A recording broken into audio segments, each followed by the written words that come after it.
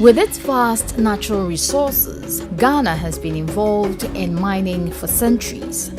Today, there are small, medium and large-scale operations all over the country.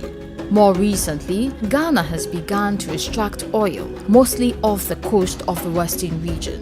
Such extractive operations have the potential to impact communities and people who live there. People such as Patience who sell goods near a company site. Patience is happy because the company has brought more people to her local market and she's able to make a better living. But a new group of private security officers hired to guard the company site harass Patience as she walks back from the market.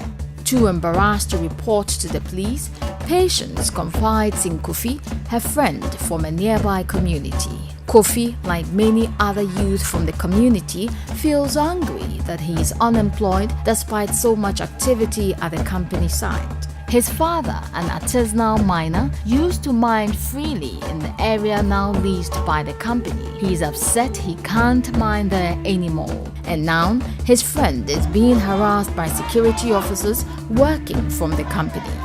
This leads him to organize a protest at the company site entrance. Osei, a police officer, and his partner are called to the company site after reports of the protest.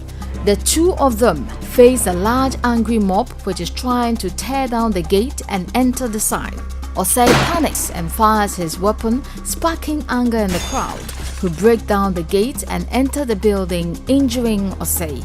Many workers from the company are left injured in the aftermath of the violence. Workers such as Amina, who monitors environmental impact for the company.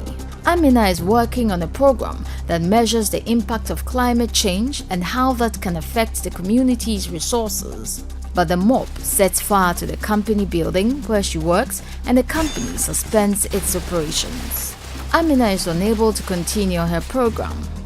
Grievances between companies and communities can soon become violent. The security response can risk escalating into further violence. This can cause projects to shut down and even prolong conflict. Natural resource projects managed properly and in peace can have many positive impacts. It can bring new development to communities, skills opportunities, and wealth to the nation.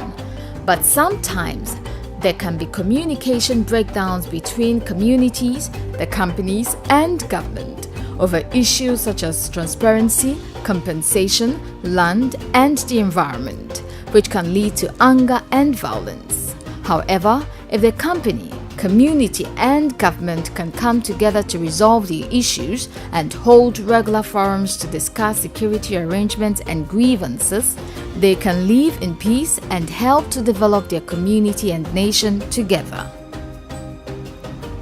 Chapter 5 of the 1992 Ghana Constitution gives Ghanaians the right to life and freedom.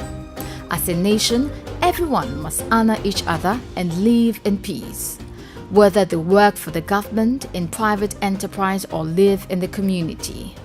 In 2014, the government of Ghana was the first African nation to sign onto the voluntary principles on security and human rights.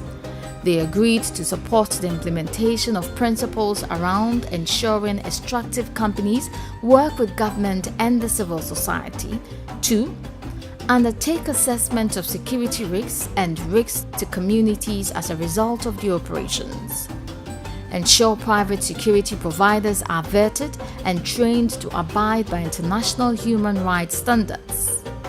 And engage with public security to ensure they are trained and vetted in line with international human rights standards. Stand together as Ghanaians and promote peace and security for all in your community.